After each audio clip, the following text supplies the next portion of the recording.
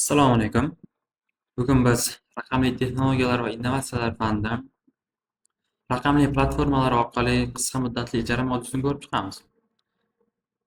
Aslini olganda bizga nima uchun raqamli platformalardan foydalanishimiz kerak qisqa muddatli ijaradan degan savolga javob berishimiz kerak.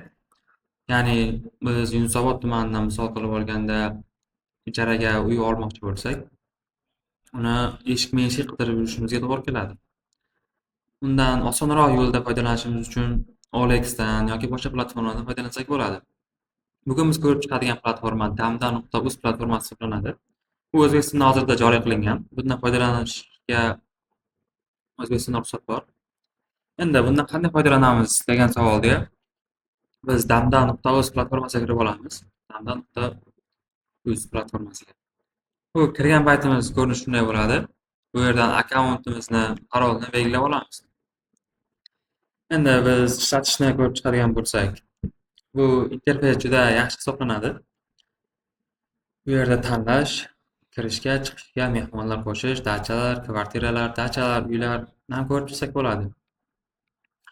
Pastda bu yerda blogerlar bor. Ya'ni Xorazm bu veb-sayt juda yaxshi tuzilgan.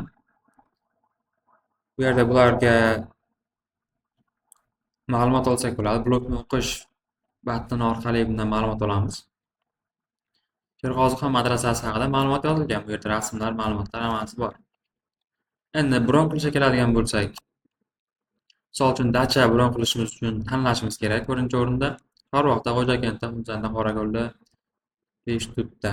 Endi misol uchun Chorvoqni belgilaymiz. Kirish 24-kun. Chiqish esa 25-kunni belgilaydi. 25-kunni belgilaydi. Endi mehmon qo'shish. 4 ta mehmonimiz bor. Qidirib ko'ramiz. Chorvoqda biz tuzgan kriteriyalar asosida nechta uy bor ekan, nechta dacha bor ekan.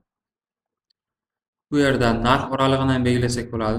Minimal narx 644 mingdan 8 milliongacha deylik. Endi bu yerda bizga ko'rsatadi. 1,5 millionlik, 2,5 millionlik, 2,5 millionlik, 15 kishi, 12 kishi, 12 kishiliklar ko'rib chiqishimiz mumkin. Bu dachani bron qilish hisoblanadi.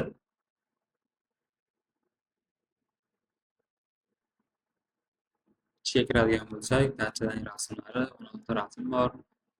Xaritasi, uzatish, shartlar, bog'lanish uchun raqam ko'rsatish hammasi bor. Endi uylarni bron qilish, ya'ni kvartiralar izlash bo'yicha ko'rib chiqadigan bo'lsak, o'zi kvartiralarga bosganimizda barcha kvartiralarga chiqadi. 2 xonali kvartira, 3 xonali kvartira, 3 xonali kvartira, 4 xonali kvartira bu pullari, narxlari. Endi bizga aniq bir joydan kerak bo'ladigan bo'lsa, Toshkentdan deylik. Tuman Yunusobodda kirish 24-25, chiqishimiz misol uchun oktyabr.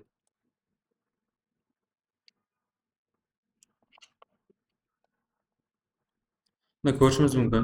Hammasi Yunusobod. Tenglariga o'tishimiz bor. Ya'ni bundan bron qilishimiz mumkin.